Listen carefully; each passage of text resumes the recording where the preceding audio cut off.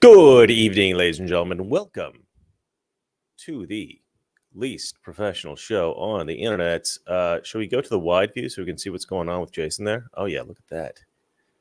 Beautiful, beautiful studio. You know, you've got to protect your home when you live in a hurricane zone. Buy gold.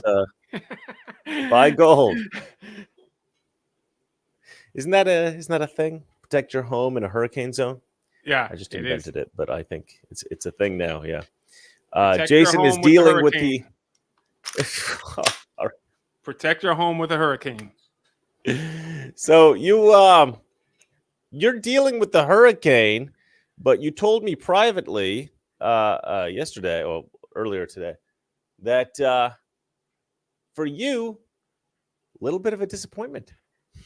Yeah, I mean, it's a disappointment, but I'm in thankful the sense of to God. in the sense of excitement, it's a Yeah, disappointment. yeah, but I'm grateful to God that Miami, we did good. We didn't not even a drop of rain. Can you believe that? That's not weird, even a drop of rain. It was crazy. And I was telling Not my wife, exactly what our was luck, expected. you're gonna have to go to work tomorrow. You know. So yeah. But by the way, I wanna shout out to people that were giving me their prayers. They reached out to me.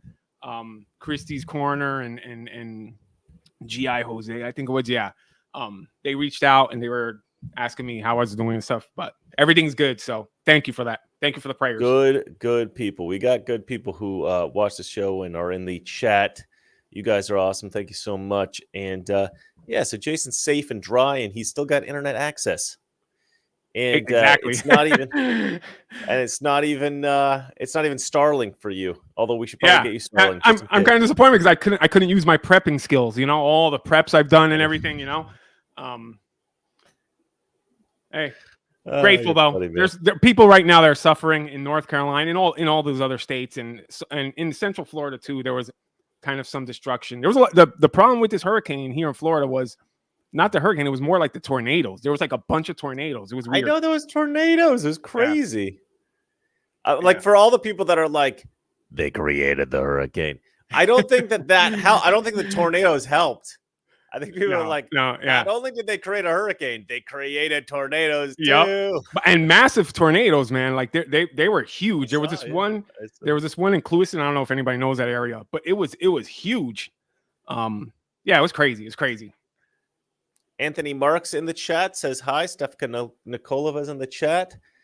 Nice to see you guys. Appreciate it. Stefka is also in Florida there.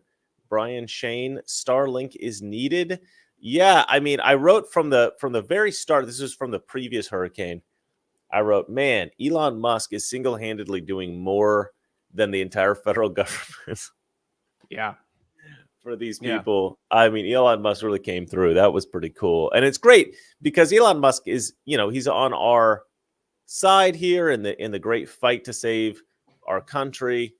We love Elon Musk on this show. And so it's good to see him, do something like that. I think not only, it's not that it makes him look good or makes our side look good. I think it exposes the truth, right? Which is that good people try to do good things and that sort of thing. But it's this disaster has been tragic for so many people. And then it obviously exposed the sort of incompetence of this administration, which we knew was incompetent. But I think to some people who are maybe in the middle, I think so that's kind of the first story I wanted to get to, actually. And we will get to my new video, by the way. I dropped a new parody video recently, and it's quite good, quite clever, I think. Quite good, but I've got another one that I'm producing, which I think is even better, and I think you guys are gonna love it. But anyway, sorry, Jason, you were gonna say? No, I wrote on when you posted on the Twitter X, that this one was probably the most important one. Oh, you think so? Yeah, I want to get your take on that. We're gonna get to that. Anthony Mark has just jumped in with the super chat. He says, for the first time, YouTube hid this channel. Hid the channel. I don't quite know what that means, but. It's not the first, and it won't be the last. Yeah, that's perfect. Thank you, Anthony Mark. We love Anthony Mark on this channel. He's always on X. We love to see him out there. Always got something interesting to say. So thank you, Anthony Mark. All right, let's see here. So I want to jump in like immediately just by talking about the state of the race. And I think it's the hurricanes. I don't know what you think. I'm going to get your opinion here on this, Jason, but Donald Trump has really surged ahead in Polymarket. Now, the reason I care about Polymarket more than some of these other indicators. So this is for the month here. You can kind of see the spread. Sometimes it was kind of neck and neck, and now it's really just split off. And it looks like Trump is over 10 points ahead in the Polymarket. Definitely what's going on with North Carolina. Definitely the neglect, the giving money to putting money into other places that other countries where Ukraine. We need it here. And it's just the cavalier nature of the administration, the cavalier nature of Kamala Harris. If you look at this, because this is not a fluke, if you look at the details here, every time it shoots out and separates and Trump gets ahead and Kamala Harris loses some ground, it doesn't shrink back down. It grows more. So if you look for the month, you can really see what's going on here. But anyway, the reason I like these market indicators more than the polls, I would say, is that people are investing their own money to try to bet and win money to say, I think Trump's going to win. So here's $100, here's $1,000, whatever it might be. And then if Trump wins, then they win some money. And if Trump loses, they would lose money if they're betting on Trump. Now, if they vote Kamala and Kamala wins, then they make money. If they vote against Kamala, if they vote for Kamala and Kamala loses, then they lose money. So people are putting their money where their mouth is. They're betting on the candidate they think is going to win. And that's why I think that these betting markets tend to be a better indicator than polling. And actually, Stossel kind of turned me on to this. Stossel has always been a big fan of these betting markets. They obviously got it wrong back when Hillary lost in 2016 and Trump first won. And I don't remember what happened with the betting markets in 2020. I'll have to go back and look at that. But right now, the safe bet is on Trump by quite a lot. This is not an insignificant margin here. And it looks like that split really occurred, because of the last hurricane. I think there's a lot of things that are contributing to this. That and Elon Musk speech. Elon Musk's speech, yeah. Elon Musk's enthusiastic speech.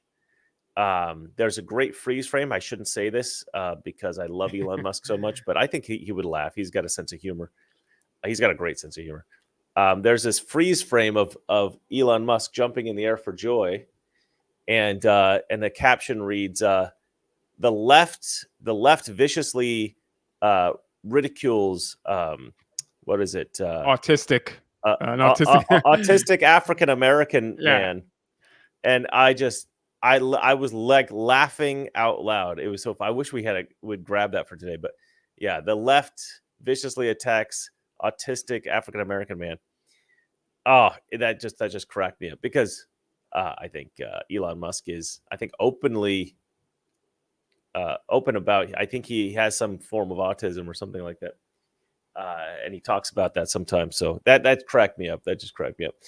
But anyway, yeah, that Polymarket number, that's crazy, man. I mean, we really haven't seen anything like that up until now. Normally once you get toward the end of at the end of a campaign toward the election, toward the actual election, what you end up seeing is a tightening. So what you end up seeing is, if Trump's out ahead and Kamala's a bit low, then it starts to tighten up and the race gets closer and closer. That's not what's happening. What we see happening is we see the spread. And I think the reason why is because I also think it's Kamala's interviews she's doing. Yeah. I think that's contributing to it significantly. Yeah. She's got this, what they call a media blitz, right? She's going out and she's talking to all these things. And this media blitz, I think it was really bad timing, right? Because she came out almost exactly when the first hurricane hit, right? That's when they planned this media blitz. It was like, you guys should have canceled this, right? Because she's they made the weather, they created the weather to do that. Didn't they warn her?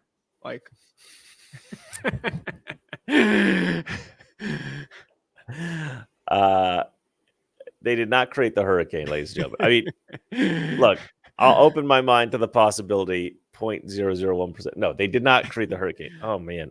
I know people are going to in the comments trying to kill me because people get real passionate about this and stuff, but they did not create the hurricane. Okay, they did not create the hurricane. This is such a dumb... I hate when people jump on this. I get it. You don't want to be banned from YouTube. I get it. That is not what it is. They did not create the hurricane. It's such a dumb theory. All right. I have a friend who really believes in that they made the hurricane thing. Like they made the hurricane theory. He really believes in it. And I try to write him. I'm like, look, you got to be a little more skeptical. You can't just believe it because, somebody wrote it online and, there's no evidence to suggest this at all. It's just a theory that somebody came up with and everybody was like, oh, that sounds good. I'm like, you can't just believe everything you read on the internet. And he got pissed. Like, he's like, why don't you wake up and open your eyes, Chris? I'm like, yeah, bro, because I never read the news and I don't know anything about politics. But anyway, yeah, they did not create the hurricane. I don't know. People are going to be mad at me for saying that, but they did not create the hurricane. All right. Yeah, no, but to go back on those interviews, like, didn't they learn from Biden? Please. Didn't they learn from Biden?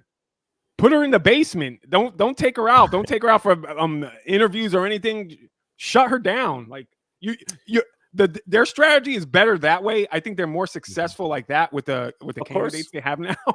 So why veer from that? Just stay on that track. Well, did you see that interview with Elon Musk and Tucker Carlson recently? Which we should have posted a clip up here. But did you see that interview? Chris is owned by Big Weather. I know.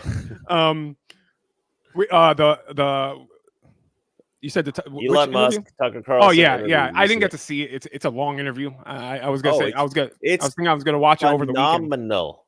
It is phenomenal. There's a moment when Elon Musk basically says that Reid Hoffman and Bill Gates are on the Epstein list, or he believes very strongly that they're on the Epstein list. He said that. Wow. Yeah, out loud. Like he said it yeah, I think they're going to be in some trouble if that Epstein list comes out. Oh man, Elon, be careful. Elon says that I love that stuff, man. I love when people tell the truth, just say what they really think. But that interview, if you haven't seen that interview, I highly recommend watching it. I saw a clip here and there, but I didn't see that one. But he made a great point where he said, so I'm kind of getting back to the point here. I'm weaving, as Donald Trump likes to say. Donald Trump did this interview the other day, and he says, look, people say that I ramble. I don't ramble. He says, what I do is I'm telling a story, and then it sparks an idea of another story. So I tell that story. But you know what? I always go back to the original story. That's so true. Why? He goes, it takes a really keen mind to be able to go back to that first story, because oftentimes you could just get lost. Says, but I know why I started talking about that first story in the first place, and I will come back to it. He goes, that's not rambling. That's weaving. I'm weaving in new stories like a basket. I'm so glad he explained it, because what he does usually kind of annoys me. That whole weaving that he says, it's like, come on, stick with the point. He veers off into something completely different. I love it. Actually, I love it. I love the tangents. But I mean, actually, when at the end of what he says, it actually, I get what he's saying. I get his point. But I think the majority, not the majority, but a lot of people will just be confused. Like, why is he going off? Right. I don't know. I think people like it. I like it. I enjoy it. But anyway, Elon Musk made a great point in that interview with Tucker Carlson. He said, he said we talk about Kamala Harris and Joe Biden as if they're the president and vice president. And we talk about Kamala Harris as if she's, this candidate that's either great or she's terrible, or, what is she going to do when she gets into office and all this stuff. But he's like, at the end of the day, Kamala Harris is really just the face of this grotesque, group of people who are running the country. Kamala Harris really doesn't have anything to do with it. We say Kamala Harris because she's the face of that, shady organization. And actually, Elon Musk gave a number to the deep state. He said, I think that the top people that control the country are about 100 people. He says, I don't think it's like any one person. He says, I think it's about 100 people. And then Tucker Carlson goes, And you probably know most of them. And Elon goes, I probably do, actually, yeah. Which was pretty funny. But we've often said that on the show. I mean, I've often said that on my show, on the Mr. Reagan show, when I do political analysis. I often talk about how it's this sort of, some people call it the blob, right? But, we've been calling it the deep state for a long time. We don't call it like the oligarch, or whatever, or this sort of like the shadow president. We have said the shadow president before because there are other people behind the scenes that we think that controlled Joe Biden really directly. Manchurian candidate. Well, yeah, that would be the face of the, of the president. Yeah. But yeah, no. It's so anyway. I just thought that was great. But you're right. She probably should have stayed in the basement. But my theory is that what happened was this deep state, whatever you want to call it, the blob, whatever you want to call it, they saw Kamala's performance in the debate and they said, oh, you know what?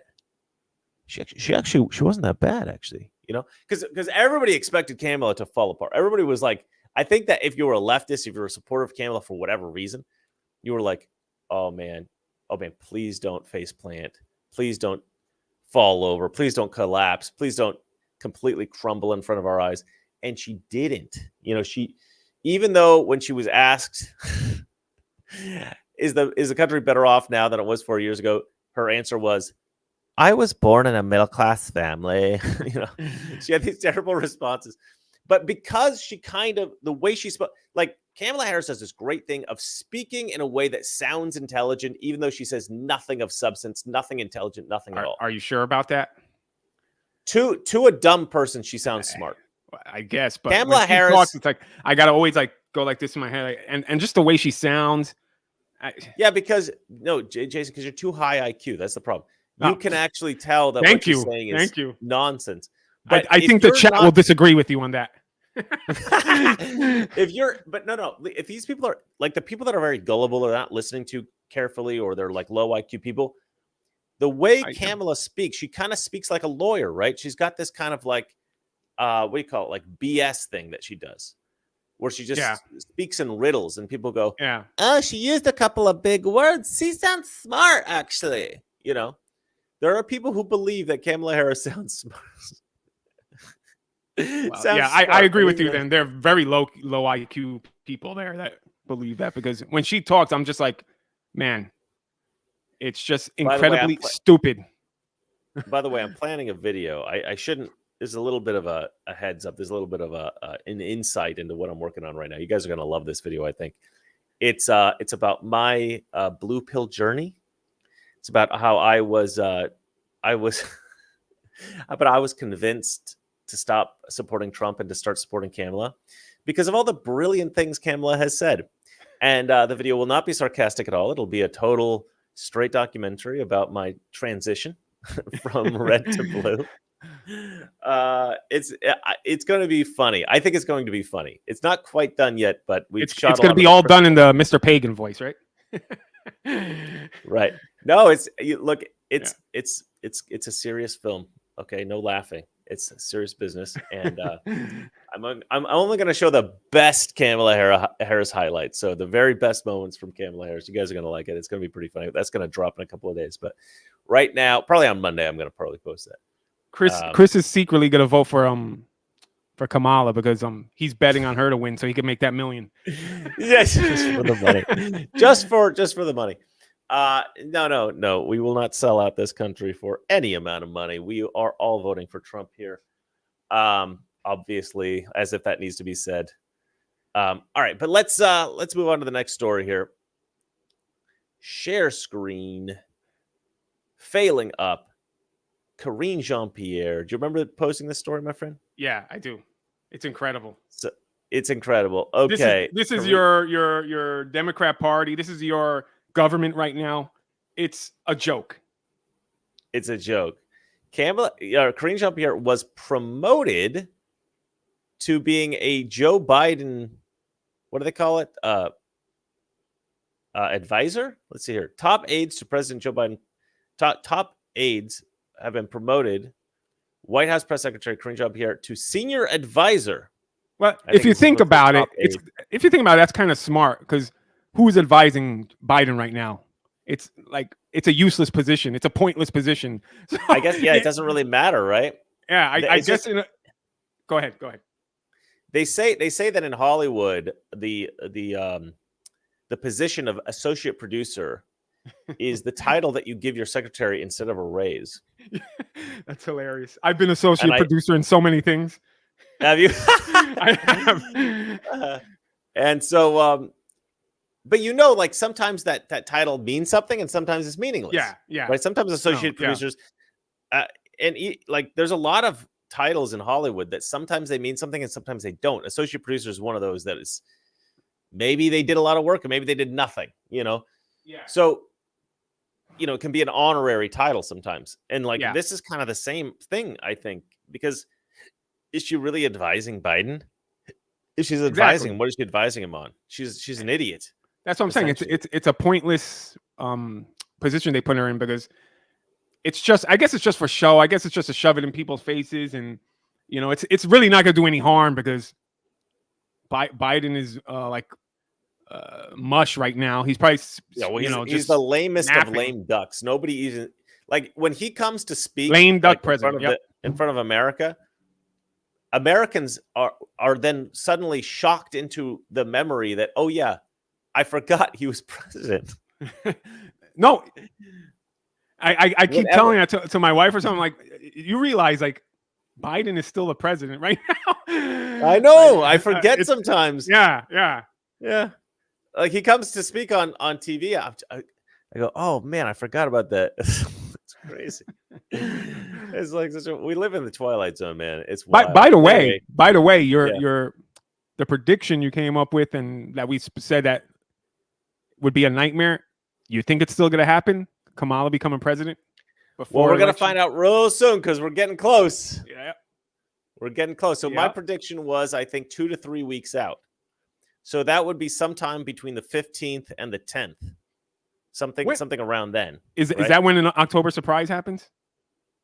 That was my prediction. So that's like between 4 days and 10 days from now. So that's the range that I had predicted. So we'll see if it happens. It doesn't, like right now, I've heard. In a way, I hope it happens, just so that you can see if my predictions right. Well, I really hope it does not happen. But Joe Biden, the rumor is that the Joe Biden, I don't know, his administration, his camp, I guess, they're like in open war with Kamala Harris's camp for whatever reason. This is the rumor. I read this somewhere. I don't remember where I read it. But I guess the point is that Joe Biden is not happy that he was pushed out. His people don't like that Kamala Harris is essentially taking credit for all the good things, if there was any good things that whatever they spin is good. And they're kind of distancing themselves from anything that was bad about the administration, which is literally everything. But they can't really, Kamala's in a tough spot, right? Because the administration was an absolute disaster. She was the vice president. She was on The View the other day going I wouldn't have done anything differently than Joe Biden did. That's what they're probably shocker. Yeah, I know. Exactly. And she actually said that, really? But I think they're telling Biden, no, don't worry. You're leaving the presidency in a good term. You're not going to lose against Trump. You're going to leave as president. You're not going to leave as a loser. Kamala is the scapegoat. She's going to lose against Trump. You didn't want that, okay? Don't worry. Let her. She's going to fall flat on her face, and you're never going to hear her name again after this election. So that's probably what they're telling him. And I think that's what they believe. Maybe, but so here's the thing. I've never believed that Joe Biden had a choice about stepping down. Yeah. The whole, everybody on the left goes, oh, he did this a noble thing. He stepped down because it was the best thing for the country. He stepped down because somebody basically said, if you don't, all this dirt's going to come out on you. You're going to be prosecuted. You'll probably go to prison for the rest of your life. We don't want to do it, but this is, we have to. You have remember that quid pro quo? Exactly. Quid pro quo. But he's, so he stepped out of the race for that reason, but he didn't step down as president.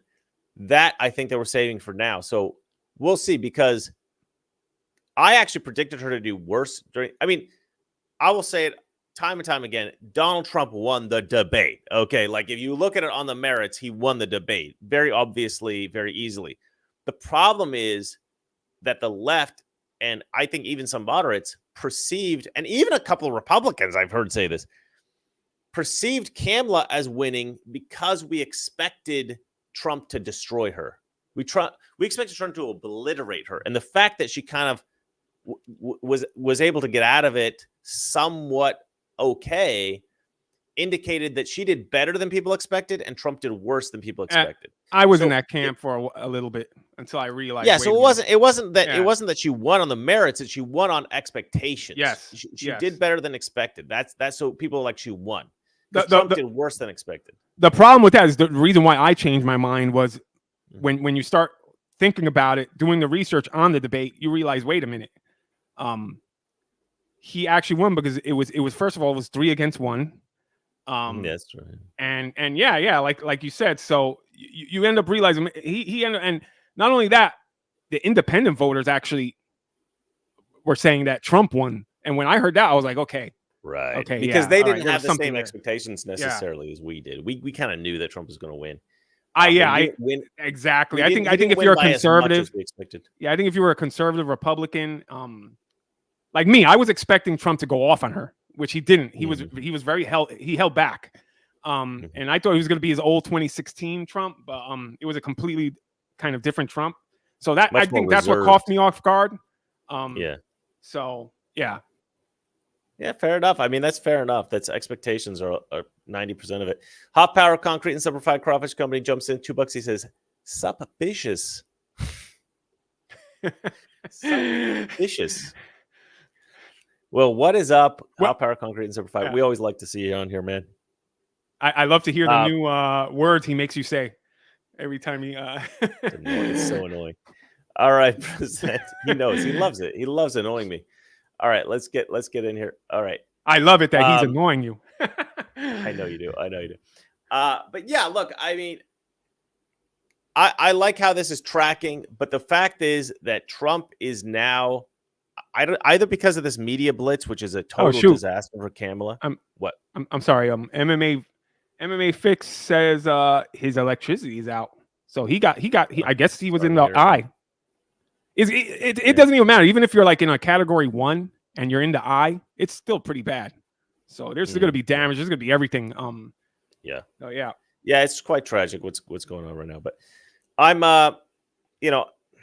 obviously I'm not dealing with it. A lot of people are not dealing with it. So we our hearts go out to those who are. But yeah, I mean I made it through without even a single rain or wind in Florida. In Florida, that's the crazy thing. I'm sorry. Yeah, I do think a lot of people are trying to think about the campaign. They're curious about what's going on, and the news is just like the hurricane 24/7. Milton 24/7. What's pissing me off about the hurricane is like the hurricane. This is why the weather thing, Chris. But the hurricane seems to be hitting red counties, red states. And I'm like, man, these people got to get out and vote. Like, I think it could sway to vote in like Georgia or North Carolina. It is a little concerning. Think about it. Miami didn't get hit, and Miami's kind of, I mean, they're voting red lately, but Miami usually is like a blue city. So think about it. We didn't get touched by that hurricane. Makes you think. No, it doesn't. Anyway, of course, it won't make you think. You're just no, it will not. Because it's stupid.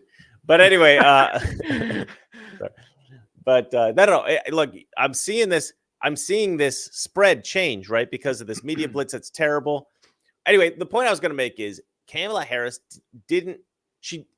a lot of people thought she did well in the debate on the left. A lot of people, like hardcore conservatives, thought she did well because we expected Trump to do better. But anyway, because people saw Kamala, and Kamala's people said that she won, which I don't know if they really believe that or not, but what seemed to me to be happening is that people were so enthusiastic about Kamala's performance in the debate that they got a little cocky, right? So they started to think, you know what?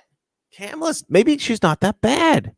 They forgot that she's a train wreck in interviews, and they started putting her out there. And I couldn't believe it. They started putting her out there. I'm like, they don't really believe she did good at the debate, right? They don't really believe that. I'm like, they must, because they're putting her out. They're putting her up there. They're putting her out. Yeah, I'm laughing because I guess the debate was the best thing that ever happened for Trump. Actually, I know. Yeah, I know. Trump playing it cool ended up giving her a little bit too much confidence. I guess. Can you believe that worked out better than at his actual assassination attempt that everybody has forgotten? I know, the man survived an assassination attempt twice, stood back up bleeding, yelling, fight, fight, fight. And what's actually worked out better is him doing sort of like mediocre in a debate, giving his opponent too much confidence. Then she goes out and does a bunch of interviews. I was watching The Five the other day. The Five is one of the few things on Fox I sometimes still watch. Yeah.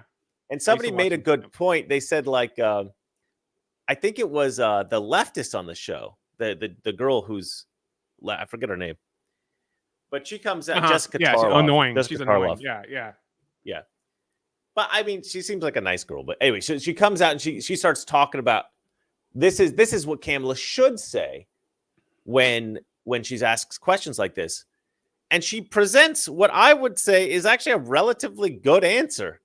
And everybody on The View The View. What was the show called? The Five. Everybody on The Five was like, sorry, I'm getting confused because The View's in the news as well.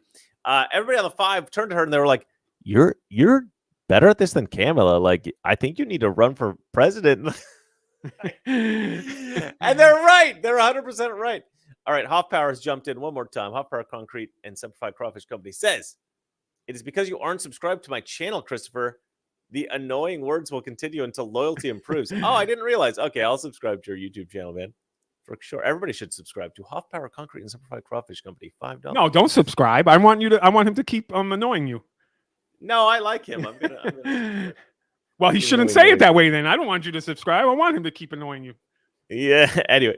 Well, so Tarlov was doing a better job, and she's like some random political analyst on Fox, and she just comes up like on the spot with a response that's better than what Kamala says, and Kamala's got all these people telling her what to say. Honestly, I don't get it some of the time. I don't understand how you can be this bad of a candidate with that machine behind you. Well, I don't get why she never answers any questions. The machine isn't that bright either. I mean, come on. Must not be. I don't know. I just think they know they're going to lose this time. That's all I could come up with. Maybe they've given up. Maybe a lot of them have given up. I think they're going to get ready for the next one. That's so as Donald Trump weaves, I have been weaving my way toward a point, and I haven't been helping. No, but I haven't been helping either. I've been kind of going here and there. But the point I'm trying to make is, so she's done this media blitz. Oh, to weave you out of that. To weave you out of that. Is it true, Chris? Jason, stop. Are you really a flat earther? Jason, stop talking. I will finish this. So,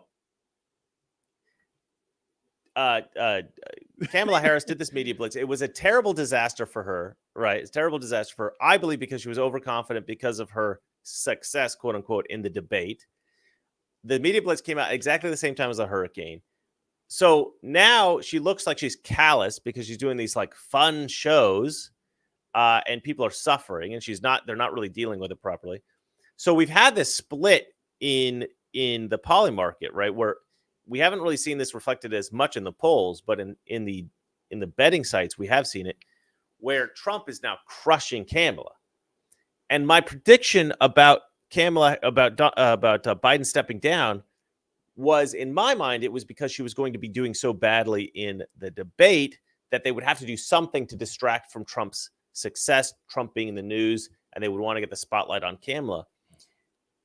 I think now the reason that they will do it, and I still predict that they will do it, I hope I'm wrong, and I may be wrong, but the reason they might have Joe Biden step down and Kamala become the president within the next week or week and a half is because she's just doing so badly, and they need something to give her a boost. So I think that I'm still right. I don't know. Maybe I'm wrong. I hope I'm wrong. I pray that I'm wrong. I do not want her to be the 47th president. Even if it's just for a couple of months, that would be an absolute disaster. Just for the merchandise.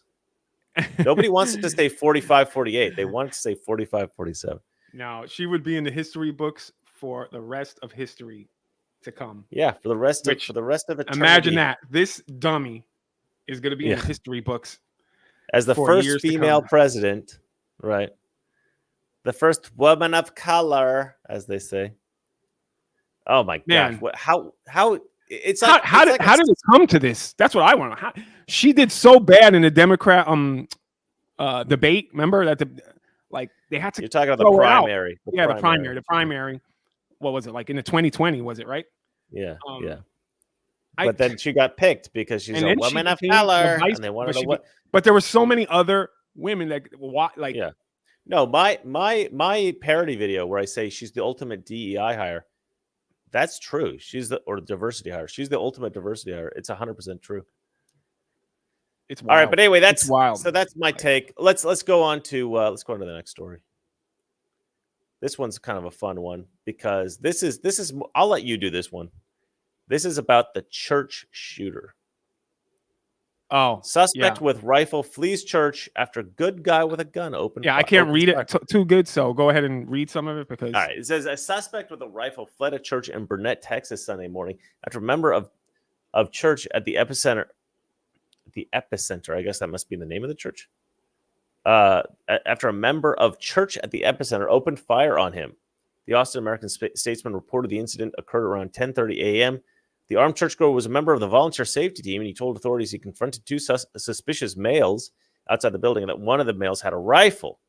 He said the suspects fled the scene in a white minivan after he fired shots at them. And, this does happen. This does happen from time to time where you'll see somebody. What's the safest place in America that you could go to, Chris? It's Texas, is it? It's a place that has a sign that says gun-free zone here. Those are the safest places in America, right? Right? He's being sarcastic. This is the perfect example of, men with guns or people with guns. Make. If you're a good man, the thing about it is being a good man with a gun, and I think inherently most men in America are good people, and that's why we have a Second Amendment. I think that if the vast majority of men in America were truly at their core evil people, I don't think the Second Amendment would work. You'd need to control the population. We'd all be for authoritarianism because we'd want the good people to control all the bad people. But haven't you noticed but I'm sorry to cut you off, but haven't you noticed there's been a few people going to churches with guns, and most of them have been stopped by people with guns. And lately you haven't been hearing much church shootings. Few years. That's happened several times. Yeah. But you still because it's a deterrent. It's a deterrent. Exactly. So if you knew that people were armed in the school, at least guards or some teachers, I think these people would think twice about doing it, 100%. Look, you at the end of the day, you can make the argument the Second Amendment works even if the vast majority of the population are bad people, just because it serves as a deterrent. And, you just need one good guy with a gun to stop 10 incidents of bad guys with guns. So in any case, the Second Amendment did its job here, and I love that. Hot Power Concrete and Simplified Crawfish Company jumps in. He says, my CCW goes wherever I go, and that definitely includes church. Amen. Yeah, actually, my uncle is the same. My uncle's exactly the same. No, I carry even in church. And it's funny because somebody told me in the church I go to once that somebody somebody showed their gun once and they had a talking to the guy. I'm like, oh please let them see my gun and come have a talking with me. Oh please, but they don't bother. I've actually informed the church and I've taken my church out to shoot before. So like some of the congregation, some of the preachers and stuff like that. So they understand the security of having a weapon for safety, because you never know. People are crazy now. People are crazy. I would love to be in Florida right now. It would be nice to do the show in person, like with you, like hang out in a studio and like just do the show. And then after the show, just go to the shooting range. And we should film it all and just put it on one of the episodes. Toxic masculinity. Yeah, it would be great. That'd be a lot of fun, man. I got to get out there to Florida soon. All right. So, good guy with a gun does sometimes work, even though the left would have you believe that that's impossible. The thing is, the left never shows it on the news or anything, but there's more stories or more situations where people have used their gun to protect themselves and to save others than there are people shooting and killing other people with guns. But the news and the legacy media will never admit to that. So right. Yeah, I mean, they don't cover those stories because if they did, it would go against their narrative, right? So you don't see that in the news so much, but we're going to cover it when we see it. All right, let's have a look here. So, good question. This is Elon Musk reposted this. I think we all saw this. This was actually a great moment for Peter Doocy. I think Peter Doocy is a little bit underrated. But wait, before you play it, to the impact. Look at that outfit she's wearing. I know. Somebody posted this picture and they said, I think it might have been Babylon B, and they said, our plan is simple. We have to kill Batman. I saw Batman villain. I saw a hilarious one where some guy made her head really like tiny. It kind of looked like the Beetlejuice character. Yeah. And she was talking like beep, beep, beep, beep, and it was hilarious. I mean, this is look at this joke. This is what I'm talking about. Like the government weird, now, right? The United States now is just one big joke. It's ridiculous. Like how can how can Putin take these people serious? All right. Yeah, I don't. And the first words out of her mouth was "See here, you." I think that was the that was her initial response. Anyway, let's go ahead and watch this. To me, this was a great moment. Peter Doocy. Every once in a while, Peter Doocy really knocks it out of the park, and he did so right here. Let's have a watch. To the impacted areas, but instead, people want to do disinformation, misinformation, which is dangerous. Because then when folks on the ground hear that, they may not want to ask for the help that they need. That is there for them. That's our focus here. But President Biden is fond of saying, show me your budget and I will tell you what you value. If he's got money for people in Lebanon right now, without Congress having to come back, what does it say about his values? There's not enough money right now for people in North Carolina who need it. That's not misinformation. Wait, no, that is your whole premise of the question is misinformation, sir. What you do? Yes, it's misinformation. Is there money to I just mentioned right now? I just mentioned to you that we provided more than $200 million to folks who are impacted in the area, and I just shared with you that people are deciding not to. People are deciding not to.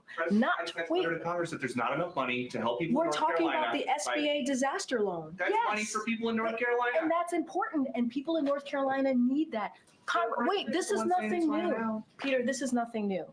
Congress comes together, they provide money, millions of dollars for disaster relief. We're asking them to do the job that they have been doing for some time. From a letter that President Biden doing sent to for some Johnson, time. McConnell, Schumer, and Jeffries. The president's letter is not misinformation. Would you agree?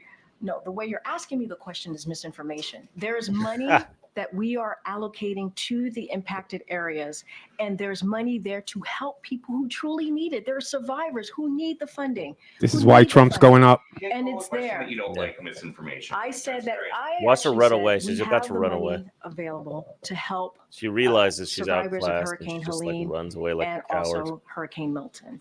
Now, she should never have had this There's going job. to be a shortfall, right? Because we don't know how bad it's Hurricane Milton is going to be, and so we're going to need additional funding. That's exactly what I just. Doocy's expression is hilarious.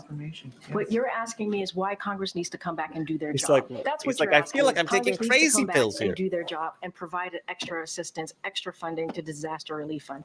That's what Congress needs to do, and we're going to continue to urge that. You may not want that. Yeah. But that's okay. Run away, that's what this president Kareem. wants, and that's what the vice president wants. Thanks, Run everybody. away. Thanks, bye. You know what I was waiting for her? To open up her jacket, take out the Thompson submachine gun and start shooting Doocy and be like, you fargan bastards. Yeah. No, look, the woman, she says doing misinformation. Who says that? You can't say spreading misinformation. You're spreading lies, whatever, spreading disinformation. She doesn't use the correct terminology. You are the press secretary. You know what? Gorka said. Well, he's going to say because we recorded it yesterday, but it's or we recorded it today, but it's coming out tomorrow. We did one of our Make Movies Great Again things. Oh no, this was after the show. After the show, he's like, Chris, I'm going to tell Trump to hire you as the press secretary. I was like, do it, man. I will crush those reporters every single time. I'll be like, come at me, you guys. But I mean, it might not be good because I might be a little bit too much with these reporters because I'm going to. No, good. Guys, you know what I mean? Good, man. Yeah. I will lay into them every time. But you gotta hire me just for anything, like just to stand around and just to look. I don't care because I want to be there, like that fly on the wall, watching all this happen. Well, we'll figure something out because I mean, obviously we support Trump. We want to help him out in any way we can, even if that just means doing this show and continuing to try to promote the message of making America great again. Hoffpower has jumped in one more time. He says 209 watching, 160 likes. Do better, people. I've got about 1,351 people watching, so I don't know what the numbers are sometimes a little bit skewed on these things. But we love all of our people who watch. Or you guys in the comment section. Even more relevant, his post there. Yeah, I know. Yeah. So like and share and comment and as Huffpour would say, bitches. Bitches. Yeah, that's right. Yeah, true that. But this woman just got promoted to a senior advisor position. This Tommy gun wielding lunatic has just been promoted. These people have their hands on the football. You understand that, right, people? Nuclear football. Yeah. No, she's a joke. Everybody knows she's a joke. We can keep kicking that dead horse, but I'd rather move on to the next story. Share screen. Let's see here.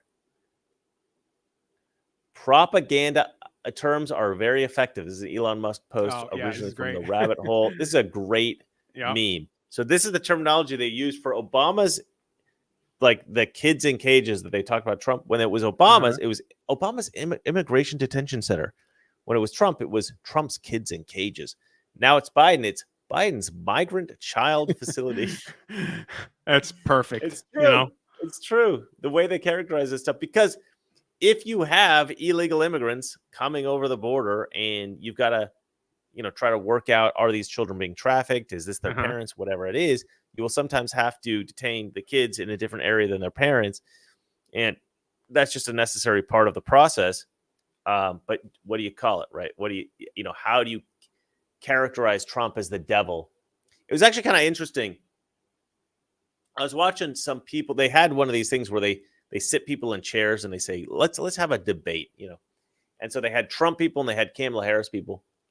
And they said, would you vote for your candidate no matter what they did? And they had one Trump person sit there, and then they had two Kamala people sit there. Wait, say that again. What? Repeat the question. Would you vote for your candidate no matter what they do? No matter what they do, is there anything that would stop you voting for your candidate? Would you vote for them no matter what? And one Trump guy sat there, and then when they asked the Trump guy, he said, look, obviously there are things that Trump could do that would stop me voting for him, but we're talking about like murder. You know what I mean? Like we're talking about things that are so bad that they're kind of unthinkable. You can't imagine that. Oh, we're talking about Hillary. Right. But he says in terms of policy or in terms of like the sort of normal course of being, running for president, he's like, I don't think there's anything he can do because he goes, I don't think there's anything that Trump could do because Kamala Harris's policies are so bad and so destructive that Trump could be a much worse candidate and I still vote for him because I can't vote for Kamala. Now, when the Kamala supporters came on and they were asked why they would vote for Kamala no matter what, this woman said it doesn't matter what Kamala does. Abortion. Because we know that Kamala is a good person and Trump's a bad person. So anything that Kamala does is inherently good and anything Trump does is inherently bad. She said the worst thing Kamala could do would still be better than the best thing that Trump would ever do because Trump's a bad person and Kamala is a good person. And what was great about that was that it totally confirmed what I always say on this show, or what I say on when I do my analysis. And I always say, like, the left does not think like us. Like, we look at somebody's actions and their words and we say, are they a good person? Or are they a bad person based on those things? The left does the opposite. They say, we believe this is a good person and we believe this is a bad person. And so we are going to interpret their actions. Ignore everything. In context. What's that? And ignore everything. Right. We will either ignore their actions or their words because we think they're a good person, or we're going to twist their actions and words into something that we perceive as bad because we believe they're a bad person, right? So they look at everything Trump does and they interpret it through this lens of he's evil. And so all these actions appear evil to them because they think of him like that. They look at everything Kamala does and they go, she's good. So they interpret everything as good. This is why they have a completely skewed perspective, folks. It's not that they're looking at the same actions and words as we're seeing, and they're judging the character of the candidates based on that stuff. No, they've already made up their minds and they're interpreting the actions and words based on those already preconceived assumptions. So the left is just irrational. It's what I always say. What's that? Where the hostages end up sympathizing with their hostage takers. Stockholm syndrome. Stockholm syndrome. That's what I compare them to that. That's what it is. Because I don't know how you can be so abused, and just everything in your world turns to crap. Like all their cities. Yeah. I could go on, but they still vote blue. They still vote Democrat. Yeah. It's like many years ago, somebody came up with this idea. They said, I'm in an abusive relationship with my government. And I thought that was absolutely brilliant. And I was like, yeah, that is exactly what it's like, Yep. Yeah, it is. It is. It's like that abused wife that always sticks up for her abusive husband. Or abusive boyfriend. I mean, it's incredible. And you have everybody around you telling that guy's no good. Look what he's doing to you. He's beating you. Look what he's doing to your kids. Just get away from that guy. No, you're the problem. And they'll always blame the person telling them what they're actually seeing. So it's absolutely, that's how the Democrats feminists. This is feminism in women. Women are in an abusive relationship with feminism at this point.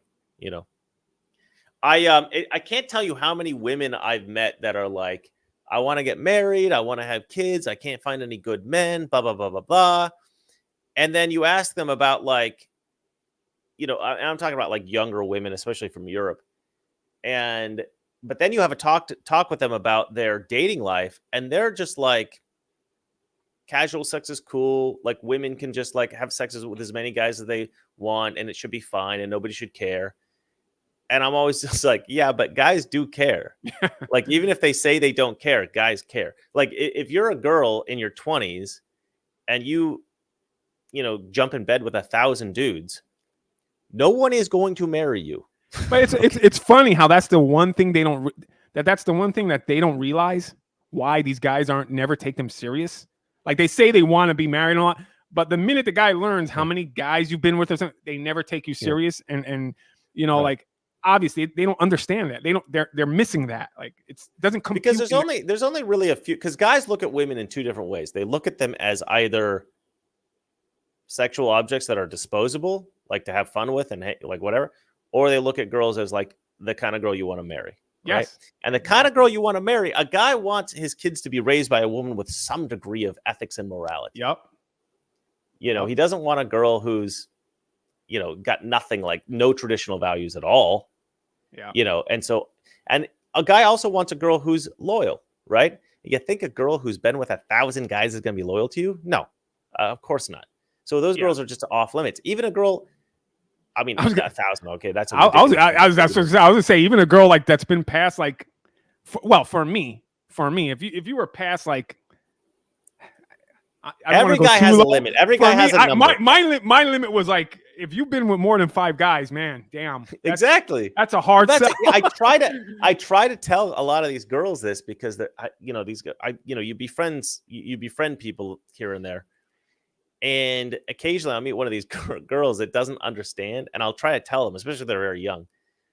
And I'll tell them, like, you got to be careful because you're going to turn yourself into like what most guys would consider like undesirable, unmarriable. Yeah. Very quickly. Unmarriable. Yeah. Unmarriable.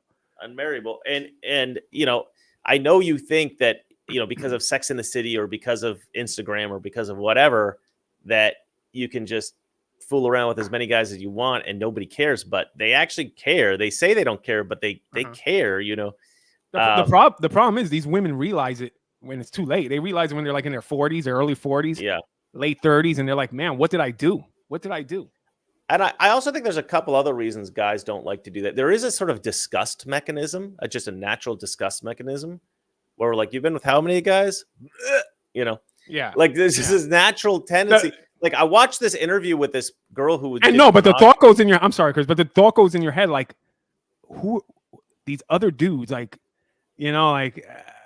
Jason, what did they look like? No, I'm saying like, what did they look like? Like you're thinking like there are guys out there trying to date a girl, and you're putting this crap in their head. Just shut the hell up and let's move on, okay? Jeez. But no. There is this disgust. Like I was watching this interview. I forget the guy's name. He's like a famous YouTuber or something, and he was interviewing this girl who was a porn star, and this girl said something like that she had a boyfriend, and that she was like feeling sorry for herself because the boyfriend, she would come home from work, quote unquote, and the boyfriend didn't want to kiss her. yeah, I know what you're talking about. Yep. And I'm like, well, why is that surprising to you?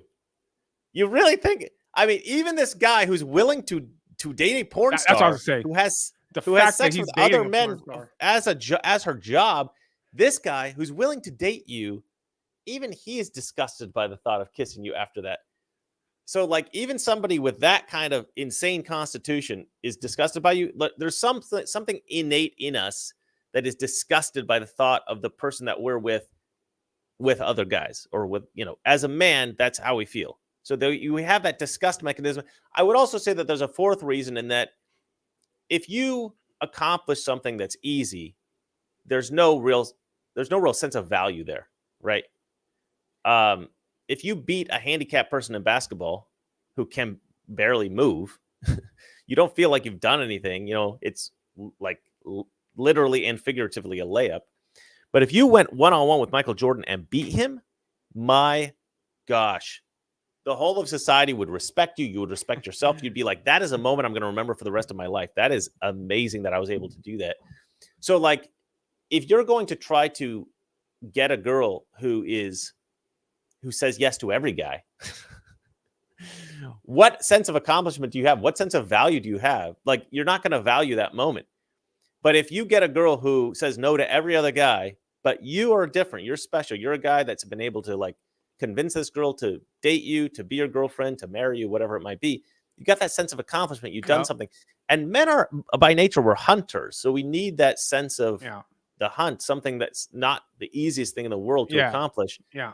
So for those four reasons, I think men just do inherently. So this idea that women should just be able to sleep with whatever man that they want. And also women are also a bit emotional. They'll like fall in love with guys if they sleep with them, whereas we're a little bit more callous. Like, guys will sleep with a girl and lose interest, essentially.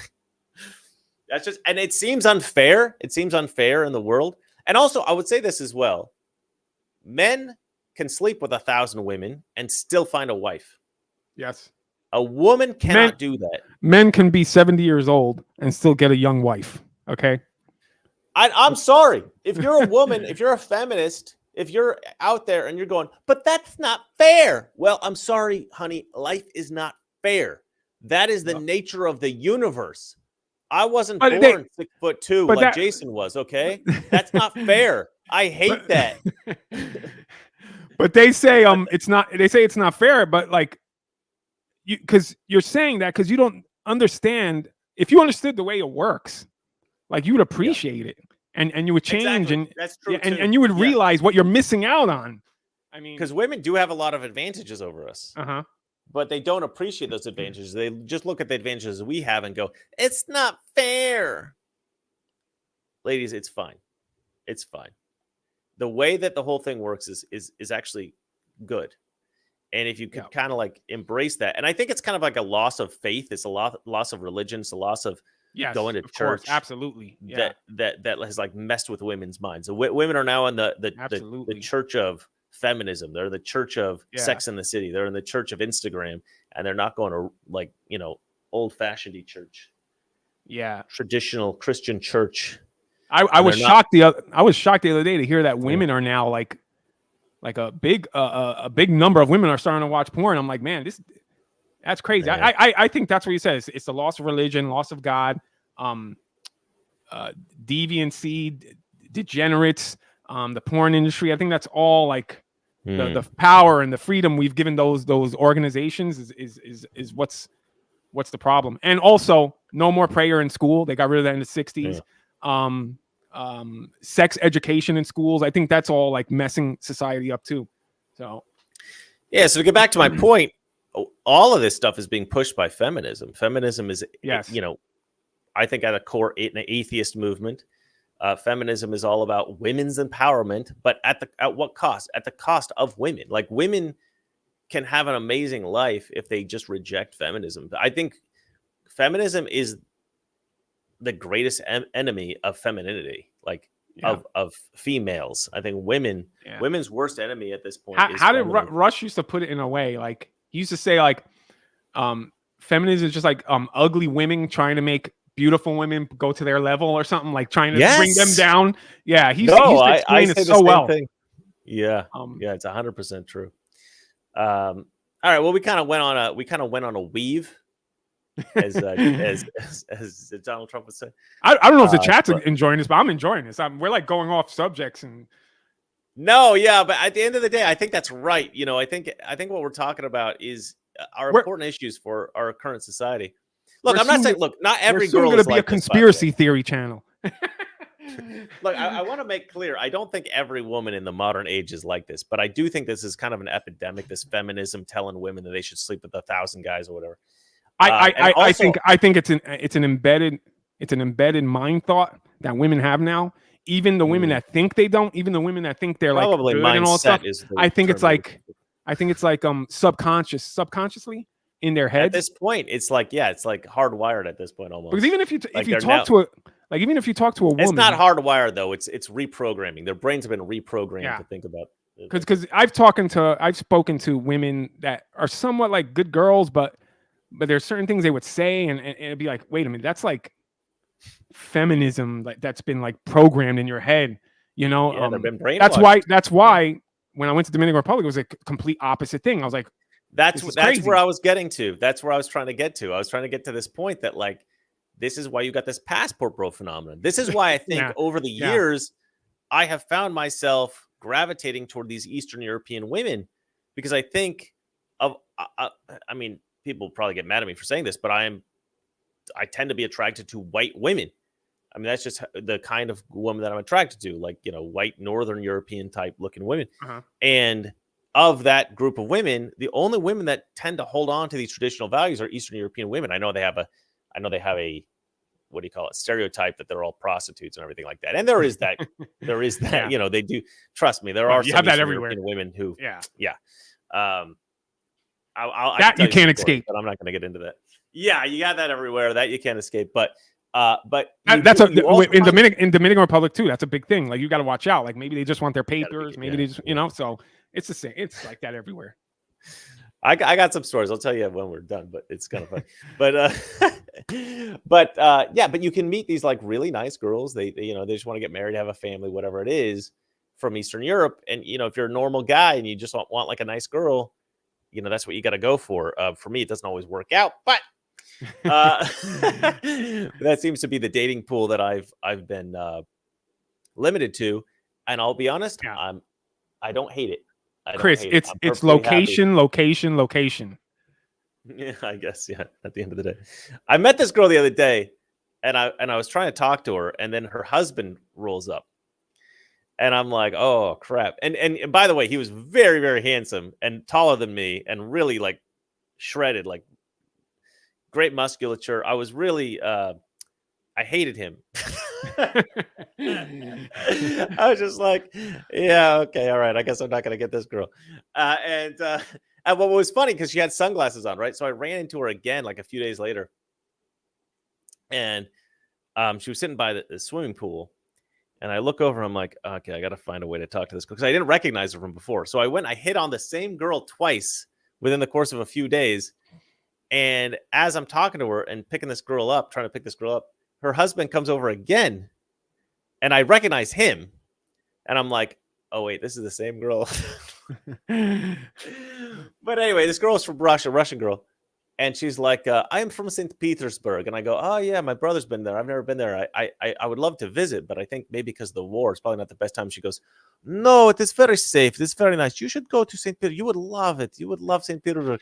So she's kind of getting in my head to like maybe go, maybe I'll go to Russia. I know it sounds like if you support Ukraine, it sounds like I'm betraying Ukraine, but I'm not going to support Putin. Nah, you're going to go to find a family. That's what you're going to do, right? We'll see. I make no assumptions about my life. I just go and I live my life, and we see what happens. But no, I'm going to probably be staying where I am for a little bit longer, and we'll see how it goes. Gorka really wants me to come back and like be in, I think, DC for the election and like do all that stuff, but I don't think I'm going to be doing that. I am torn though, because I am a very strong patriot. I do love Donald Trump. I do want him to win the election. I do think that he's the last chance we have to save the republic. And I'm so impressed with what everybody's done this election cycle. Elon Musk, my friend Sebastian Gorka, even the man himself, Jason Labrada. I am so impressed with what everybody's been doing, and we are facing probably, it's interesting. We're facing probably the worst candidate in the history of American politics. Yeah. But also one of the most powerful political machines we've ever faced. So that combination is kind of weird, right? Hot Power Concrete and Simplified Crawfish Company says, come down south. We still have great women. I have heard that. I have heard like the women in the South are not so brainwashed with the whole feminism thing. But I haven't experienced that myself. I've not met any Southern women really. For whatever reason, I guess. I've never lived in the South. But anyway, let's move on to the next story. Southern women can be very feminist. They can be very almost manly. So okay. Well, I haven't. So I've you not. have really to be careful with that too. Sorry. Okay. Who said that? Huffpour. Sorry, but I think American women in general, it's a kind of a tough thing there. Sorry, American women. I know it sounds terrible because I know some women watch the show, but yeah, I did kind of. I don't want to say I gave up on American women, but it just like natural course of dating. I just don't really date American women anymore. I mean, I essentially just date Eastern European women. And actually, it's funny because I was hanging out with this guy, American guy, and he's like, Chris, nobody really likes Russian women. Like you're like the only one, or Ukrainians, or girls from Belarus or wherever it is. He's like, you're like the only one. I'm like, what do you mean? No, that's not true. And he goes, no, most guys, two things. One, most guys think they're too expensive. And two, they think they're essentially like angry and like cold. And I'm like, well, they're not cold with me. He's like, well, they're cold with everybody else. So we don't like them. He's like, they're all yours. And I'm like, fantastic. The thing about American women for me, it's like, I don't want to be with my buddy. Like American women, they seem to like they're like your pals, and they're like your guys. Like they're too much like guys. American women. Again, that's not all. I'm not saying all of them. There's some great women in the United States. Absolutely. Hard for me to find one, but I want a feminine woman. Like when I look for a woman, it was like it had to be very feminine, and I didn't want to go out with like my buddy. I wanted to go out with somebody that was feminine. That those traits, those traditional trad wife traits. Yeah, and it's funny if you go on the dating apps and you see one of these girls, they will actually write, "I want a traditionally masculine man." You will find that on the app sometimes. Yeah, it's kind of nice to see. Anyway, all right, let's move on to the next story. We have weaved long enough. Libs of TikTok posts, in case you're wondering why FEMA response to the hurricane was terrible, this was a training for FEMA employees. It states that the U.S. was founded on white supremacy and is ingrained in every institution. This is what FEMA is focused on with tax dollars. This is crazy, you guys. Yeah. So this is from like a training seminar for FEMA. Why start with white supremacy and race? White supremacy is an ideology, a pattern of values and beliefs that are ingrained in nearly every system and institution in the U.S. Like if you work for FEMA, you have to go through this bull crap. This is disgusting. Yeah. This is racist, offensive bull crap. The United States was established on and rooted in extreme, extraordinary violence, murder, theft of land and resources, sexual assault, and systemic oppression of people of color, indigenous, poor, whites, immigrants, etc. Give me a freaking break. You really think that there are these? You know what they do? They hold white people historically up to the standard of the perfect ethical, hypothetical ethical culture that has never existed in humanity. That's what they do. And they say, because white people historically have not, every single one of them, 100% of the people that come from white countries have been historically perfect all the time, always. They're pure evil. And it's like, is there a culture out there that hasn't committed atrocities? Every culture out there has done horrible, horrible things. But there's only one culture that they say is evil because of it, right? But why is FEMA doing this? Like, what does that got to do with anything of what their concern is? All that kind of critical race theory training, white people are evil training, it's all racist garbage. And any organization that that uses that to train, like, that's, to me, our tax dollars going to that, that's a crime. We shouldn't be doing that. But listen to this. This is pretty crazy. I've seen this. This is another FEMA thing. This is a FEMA like Zoom call for some reason. Let's have a look at this. Sparked a few things in my mind, thinking about preparedness and how you said, LGBTQIA people and people who have been disadvantaged already are struggling. They already have their own things to deal with. So you add a disaster on top of that. It's just compounding on itself. And I think that is maybe the why we're having these discussions, is because it isn't being talked about. It isn't being socialized. Oh yeah, no, it's never talked about. How many days? How many days to the election? How many days is it now? Hold on, let me just say this. This guy is essentially he's saying that FEMA needs to focus on LGBTQ people because they're already suffering. So once you put a natural disaster, they suffer more. So we need to figure out how to, support the LGBTQ people who are in the eye of the hurricane more than other people. Oh, shut the hell up.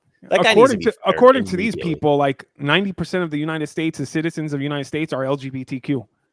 Like, it's wild. Like, everything is the focus. Everything. Have you noticed everything in government? Everything that these people do, it's just the focus is LGBTQ.